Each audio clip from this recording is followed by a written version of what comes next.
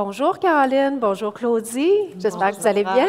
Bien. Alors, nous allons passer les 45 prochaines minutes ensemble à discuter de double représentation dans un contexte d'évolution.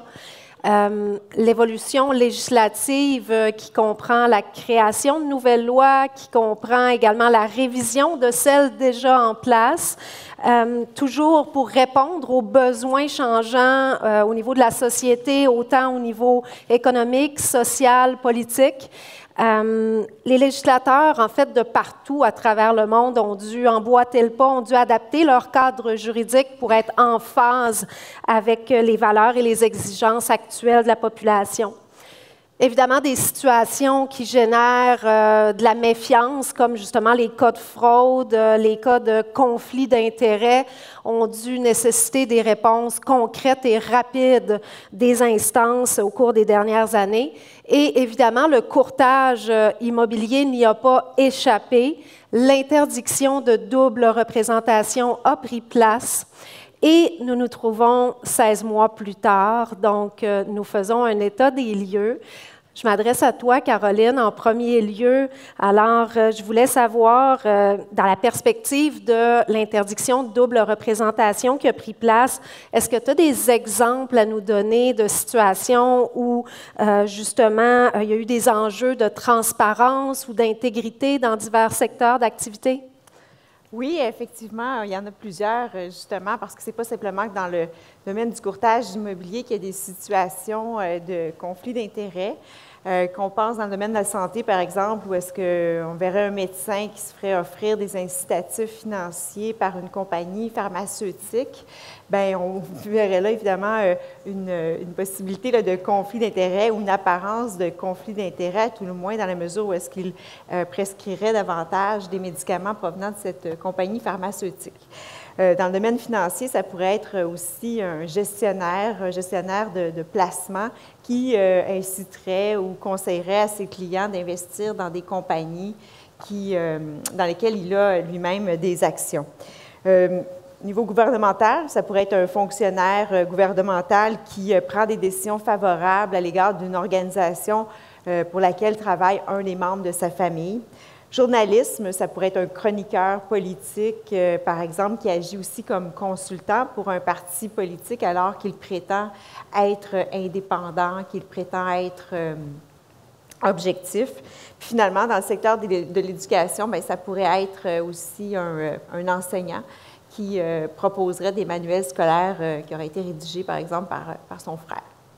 Oui, effectivement, de bons exemples. Et Claudie, toi, selon tes constats, quelles ont été les réponses du législateur face justement à l'ensemble de ces situations de conflit d'intérêts là, dans divers secteurs d'activité?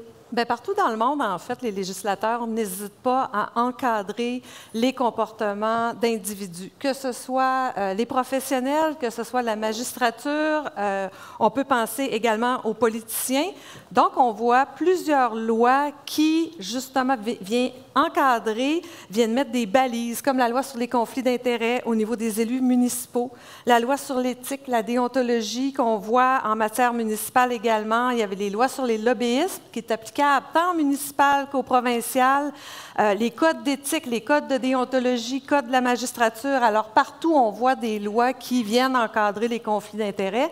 Et un peu comme tu le mentionnais tout à l'heure, les clients et le consommateur, évidemment, sont à la même place et ont les mêmes exigences en courtage immobilier. Ils s'attendent à ce que les courtiers aient des hauts standards d'éthique à respecter et tout ça, évidemment, qu'on puisse protéger leurs intérêts, protéger le public en général, puis, bien sûr, augmenter la confiance. Si on revient au courtage immobilier, Caroline, en raison du rôle que tu occupes, également ce qu'on entend, InfoACQ, qu'est-ce qui peut engendrer de la méfiance ou un bris de confiance de la part du public face à l'industrie du courtage immobilier? Bien, j'aurais 3 exemples à te présenter, Sandra, aujourd'hui, puis à vous tous.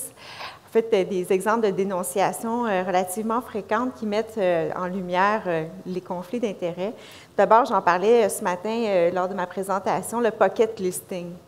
Pocket listing, bien, en fait, c'est une situation où le courtier ne met pas en valeur sans délai, ne met pas en marché sans délai la propriété pour laquelle il a reçu le mandat d'agir comme courtier du vendeur.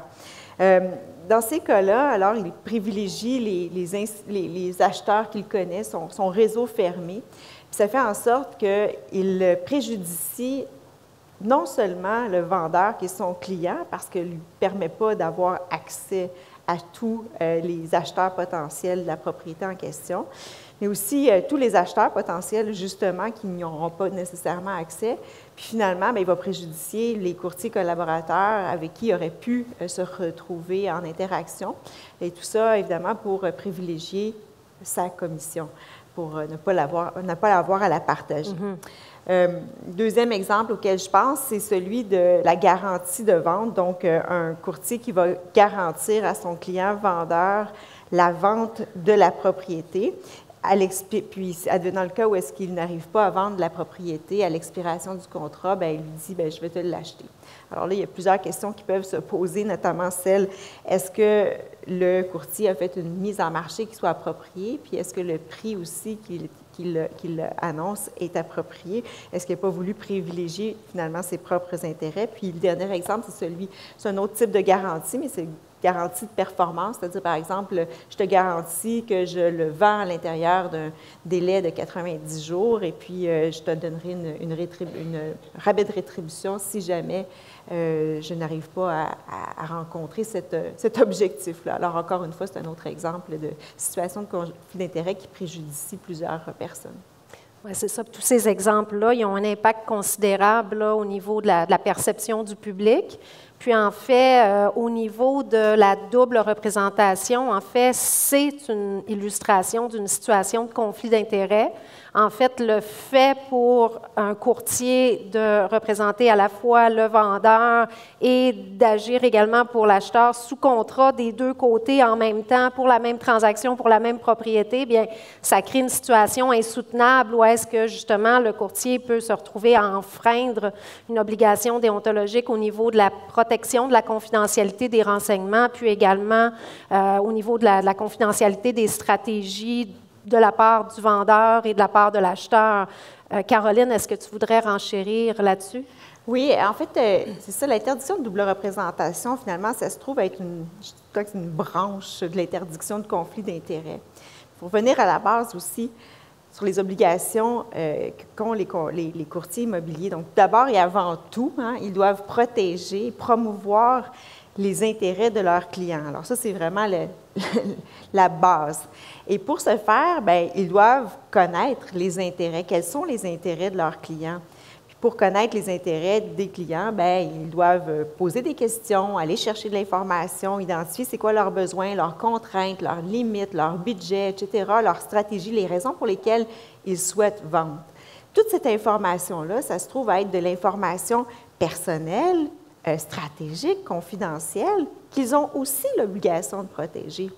Alors, dans la mesure où est-ce que le courtier d'un vendeur décide d'aller représenter un acheteur, change de chapeau, bien, ça ne fonctionne pas parce qu'il ne peut pas faire abstraction de toute l'information qui a été cherchée pour justement protéger les intérêts de son client vendeur. Il ne peut pas oublier le fait qu'il a reçu toute cette information-là, puis dire, OK, je fais abstraction de ça, puis je vais quand même représenter en toute loyauté un autre client. Alors, c'est pour ça que cette interdiction est intervenue. C'est pour ça que le législateur a choisi de préciser l'interdiction de conflit d'intérêts en ajoutant cette petite branche. Puis si on se place comme avant l'entrée en vigueur là, des nouvelles règles quant à l'interdiction de double représentation, est-ce que, Caroline, tu pourrais nous donner un exemple de situation qui pouvait se passer sur le terrain, qui justement pouvait créer là, de la confusion, puis qui a amené justement les nouveautés au niveau des règles? Bien, tu vas avoir des situations où est-ce qu'un acheteur, par exemple, intéressé à une propriété va appeler le courtier du vendeur. Le courtier du vendeur ne va pas vérifier, voir si l'acheteur est représenté par un autre courtier et lui offre de visiter la propriété en question. L'acheteur se déplace, arrive là-bas, puis là, c'est un autre courtier qui est sur place, un autre courtier de l'agence, fait visiter la maison. Il va lui donner toutes les informations au sujet de la propriété, puis il va même remplir la promesse d'achat. Il va communiquer avec le courtier du vendeur. Tout se passe entre eux. Pendant ce temps-là, l'acheteur, lui, pense qu'il est représentés par un courtier. Or, les deux courtiers travaillent pour la même agence, travaillent pour le même client, à savoir le vendeur. Alors, c'est des situations comme celle-là qu'a voulu contrer le législateur en imposant l'interdiction de la double représentation. En fait, à la lumière de ce qu'on vient d'entendre, Claudie, justement, quelle est la problématique qu'on a voulu régler exactement?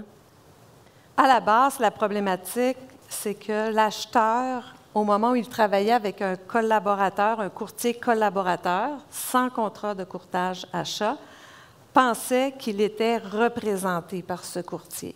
Et le courtier, de son côté, lorsqu'il travaillait avec cet acheteur, sans contrat de courtage achat, lui pensait que cet acheteur-là était son client. Alors, ce qu'on a voulu faire, et ce que la loi a fait, c'est vraiment de venir clarifier ce rapport-là courtier-acheteur en interdisant la double représentation et en s'assurant que les balises étaient claires quant aux relations et les attentes que devait avoir le consommateur face au courtier lorsqu'il y a un contrat de courtage-achat et lorsqu'il n'y a pas de contrat de courtage-achat.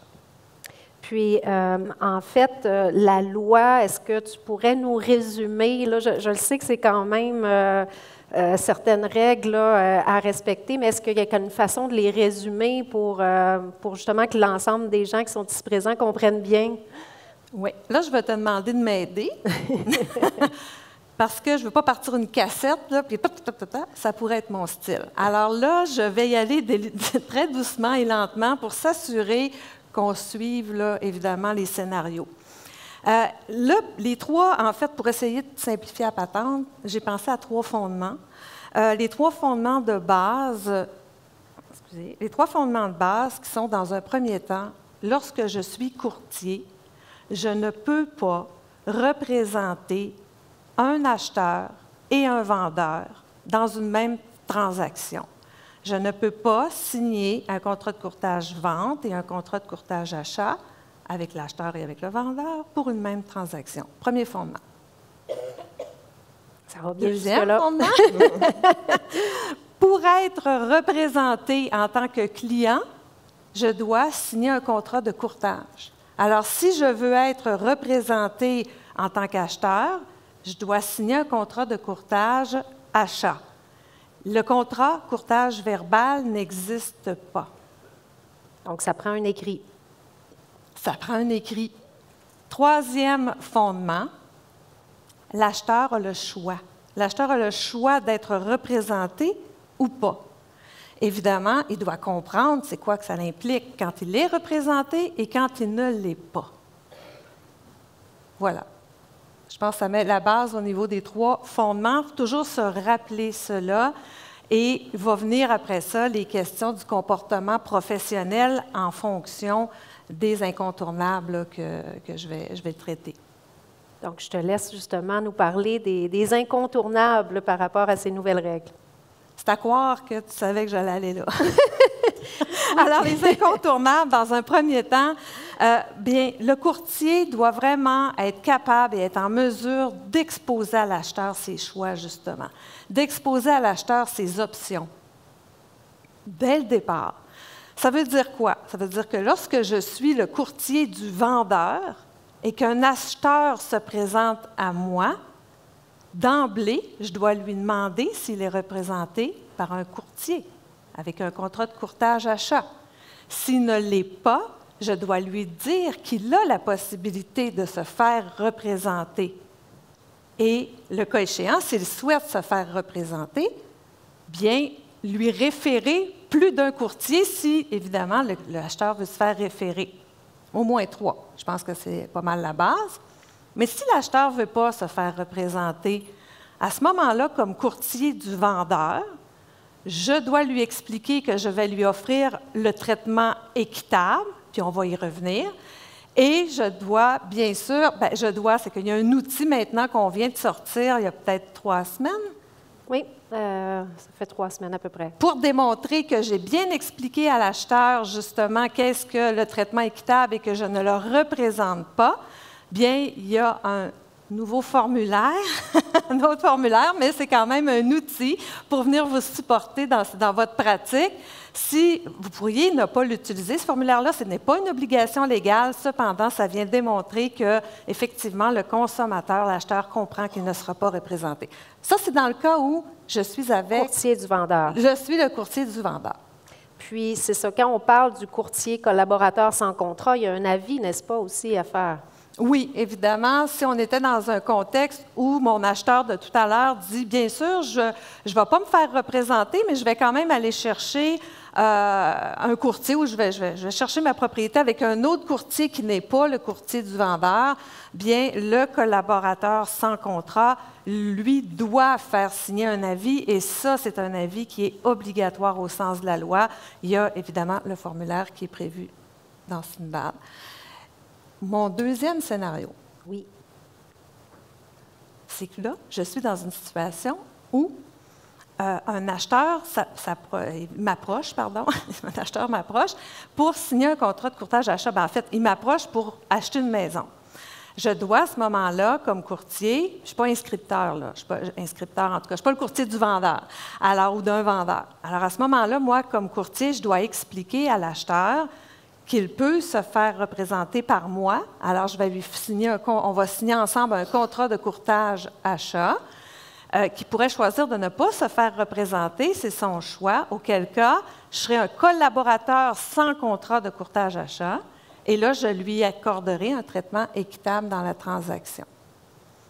Très bien. Et jusqu'où ça va, justement, le traitement équitable? Par exemple, là, si... comme courtier, on me demande là, de sortir des comparables pour le juste prix à offrir pour la propriété, ou encore on me demande des conseils quant à la rédaction d'une clause en particulier selon les besoins et critères de l'acheteur. Est-ce que c'est possible? Bien, je dirais qu'en pratique, puis je suis certaine que ma collègue Caroline, puis toi, évidemment, Sandra, on le voit, je vous dirais que ce qui est le plus difficile à appliquer, puis ce qu'on voit sur le terrain, c'est justement cette différence entre traitement équitable et représentation.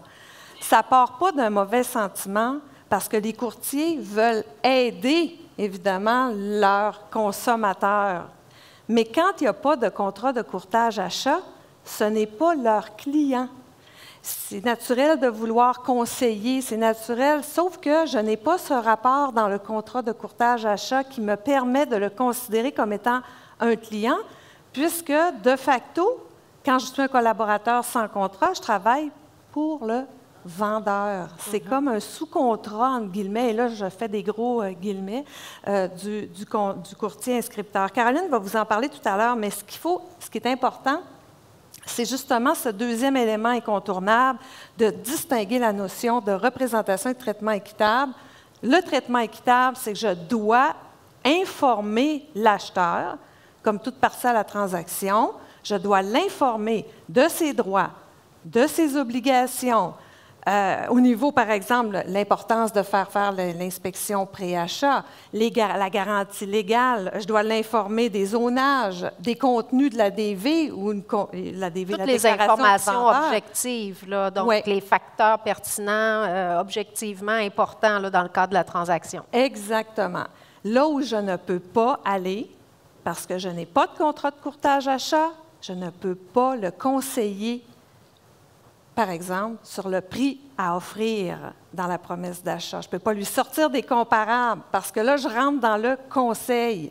C'est là où est-ce qu'il semble y avoir une certaine incompréhension, quoiqu'on voit de plus en plus de l'ajustement au niveau des comportements, évidemment, professionnels des courtiers, mais c'est là où est-ce que je peux rédiger la promesse d'achat, mettre les clauses usuelles. Je ne pourrais pas, par exemple, lui conseiller une clause spécifique à son besoin.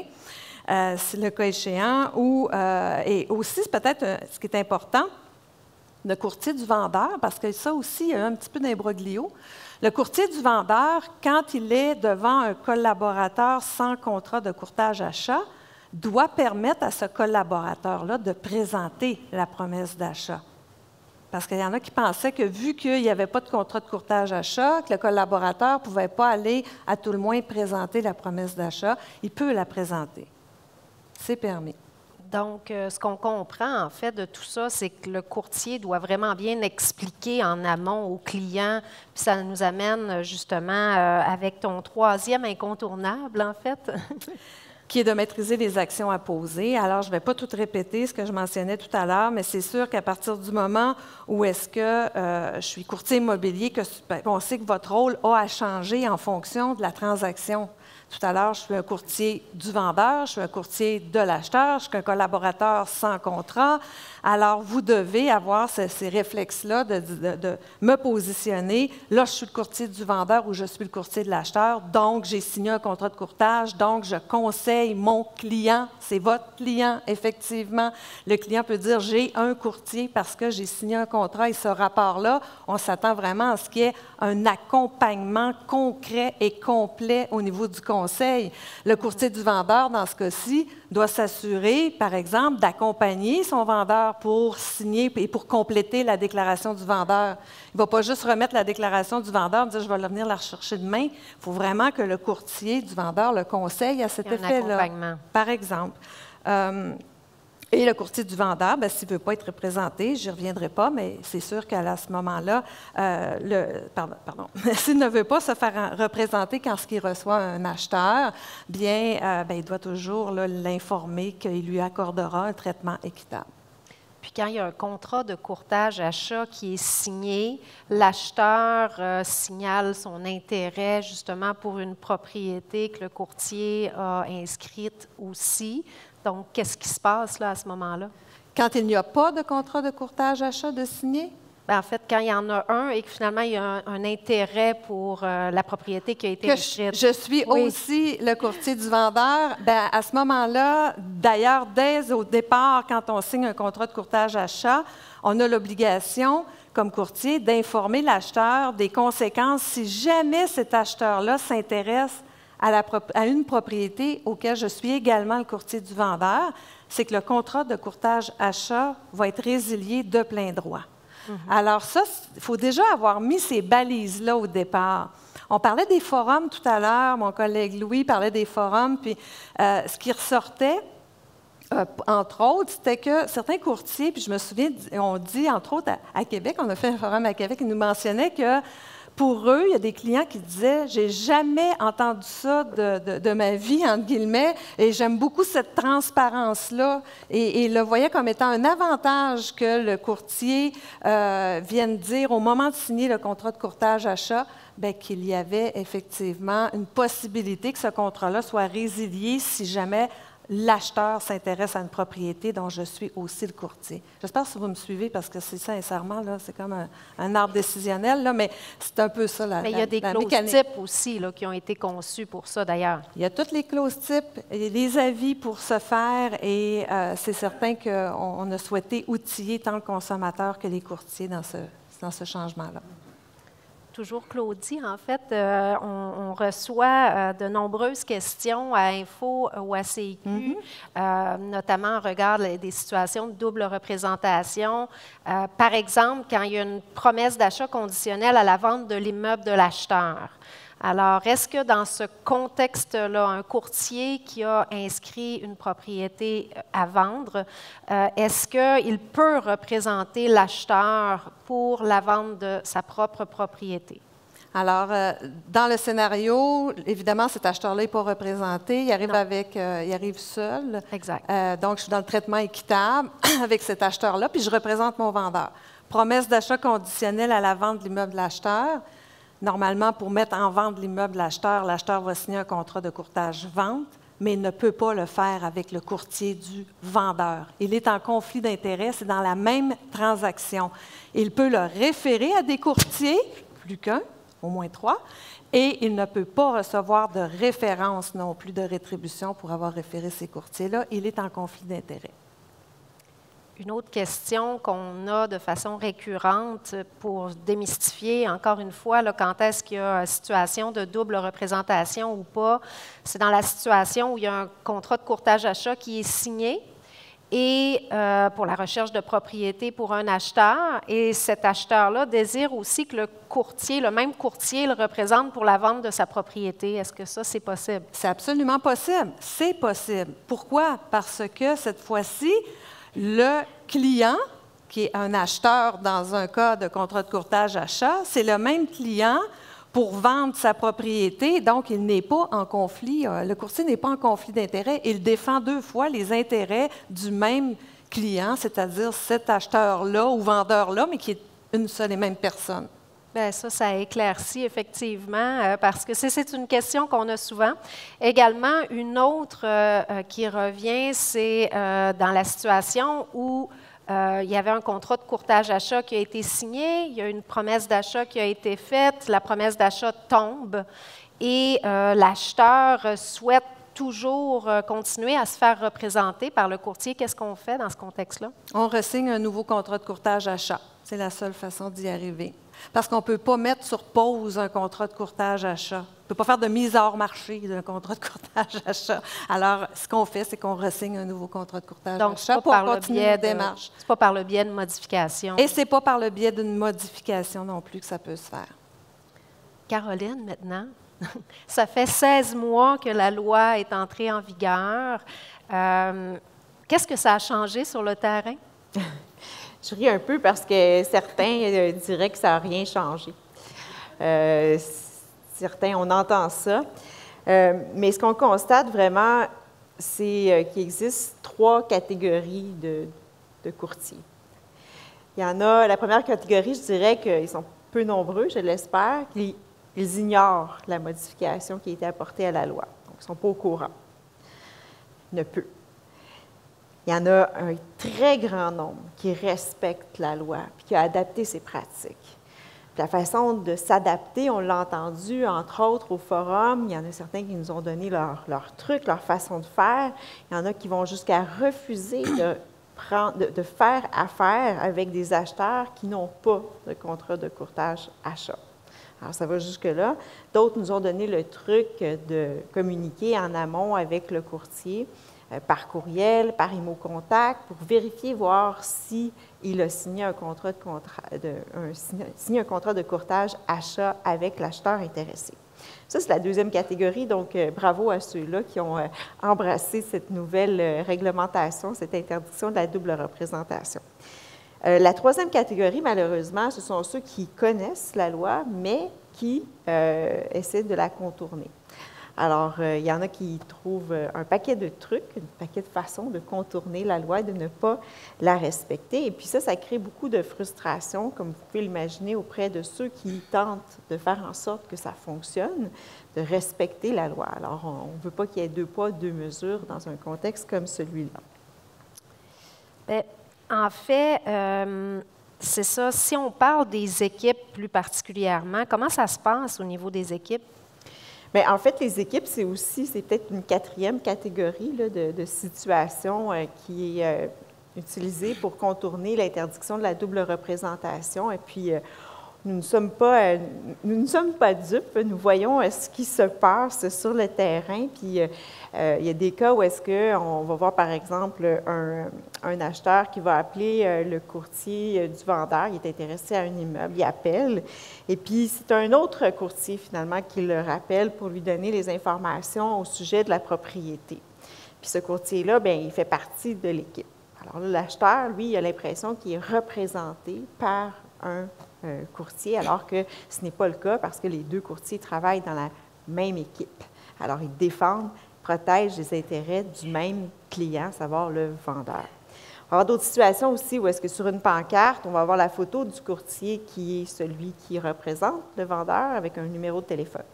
Le numéro de téléphone, ce n'est pas le numéro de téléphone de ce courtier-là, c'est le numéro de téléphone du courtier d'un autre courtier de la même équipe.